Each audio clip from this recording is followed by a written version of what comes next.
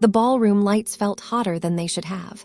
Or maybe it was because I couldn't stop staring at the 5 empty chairs in the front row. Reserved, untouched, waiting for people who were never coming.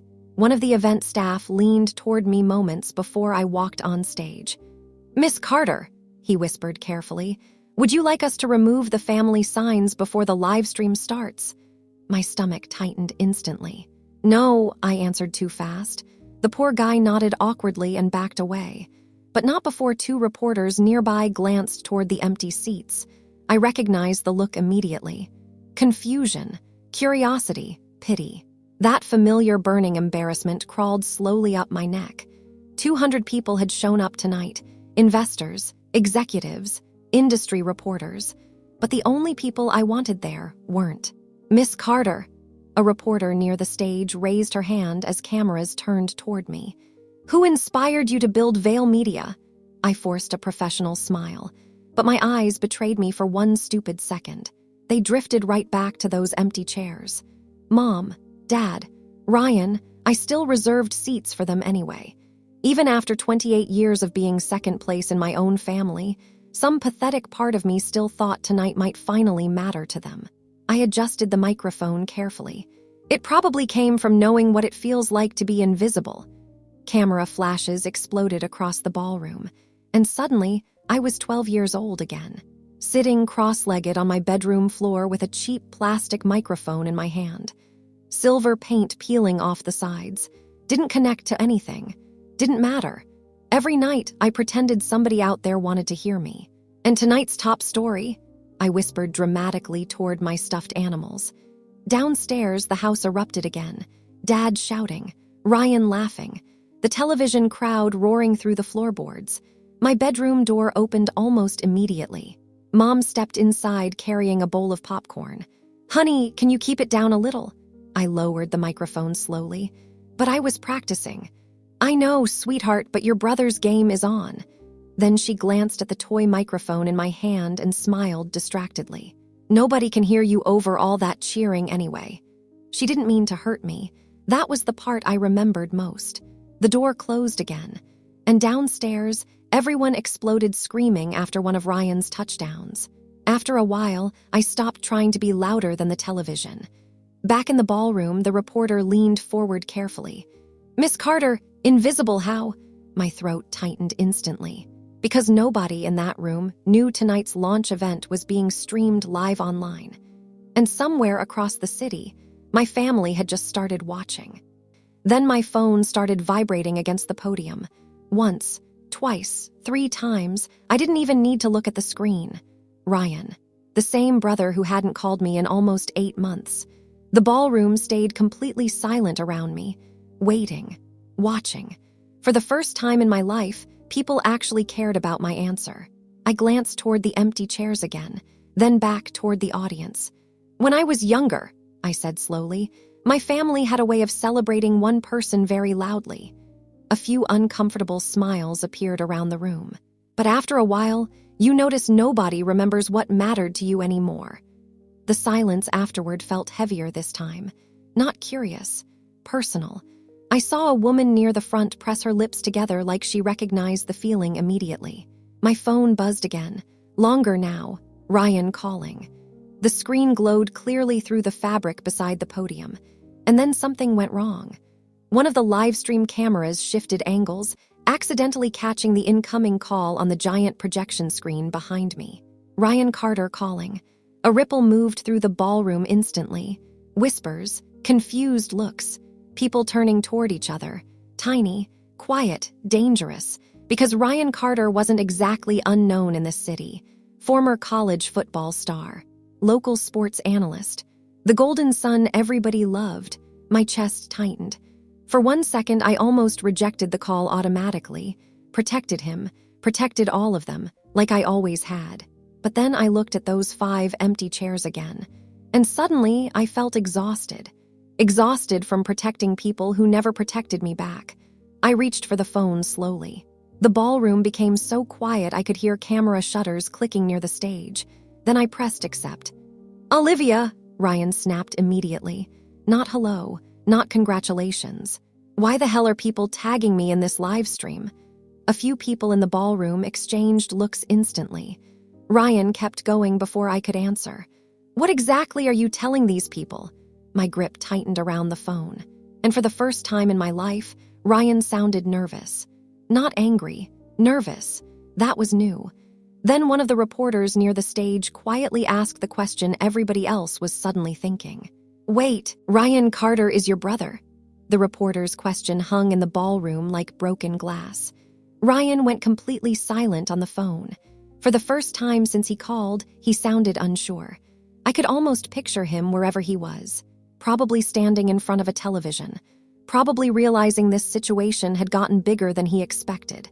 Olivia, he said again, quieter this time. What are you doing? Not how are you, not are you okay, just panic. Image panic. I looked out across the ballroom. Nobody was pretending not to listen anymore. Even the servers near the walls had stopped moving. And somehow that hurt more than if they'd ignored me.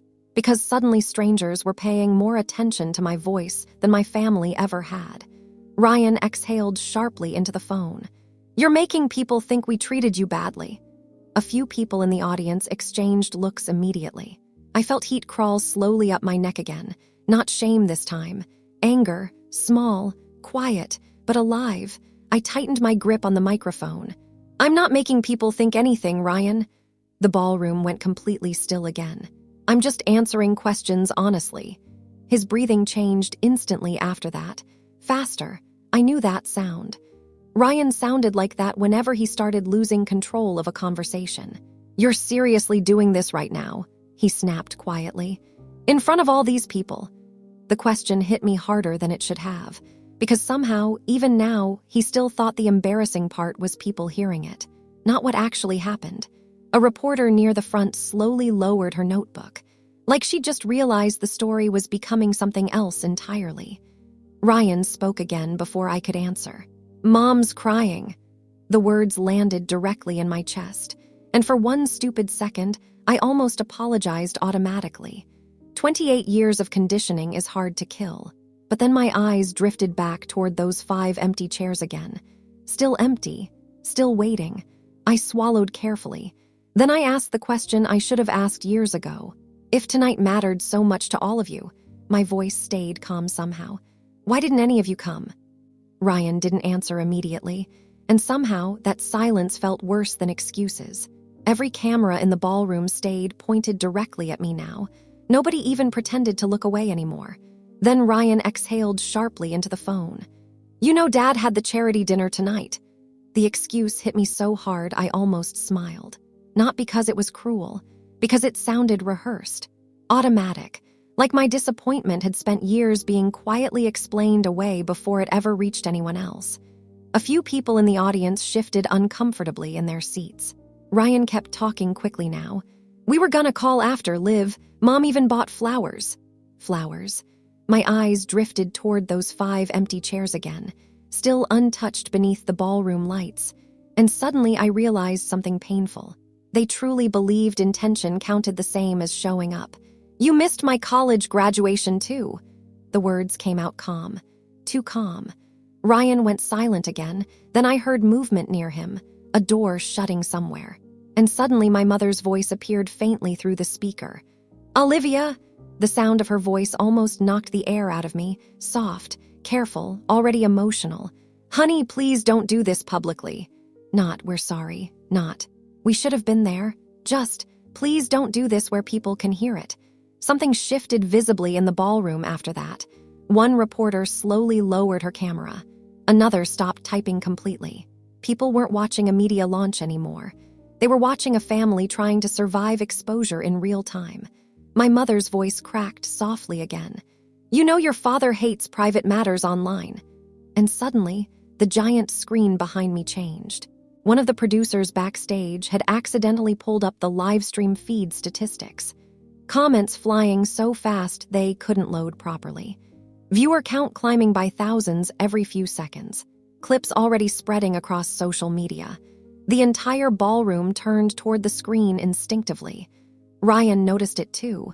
His breathing changed immediately. Fast, uneven. For the first time all night, he sounded afraid. Then, quietly, almost desperately, he asked the question that finally broke something open inside me. "Olivia, what exactly have you been telling people about us?" My mother went completely silent after Ryan's question. Around the ballroom, phones started lighting up one after another, buzzing across tables, reporters checking screens, people whispering while refreshing the livestream feed. Clips from the event were already spreading online faster than anyone backstage could contain. Ryan noticed it too. "You need to stop this right now," he said quickly.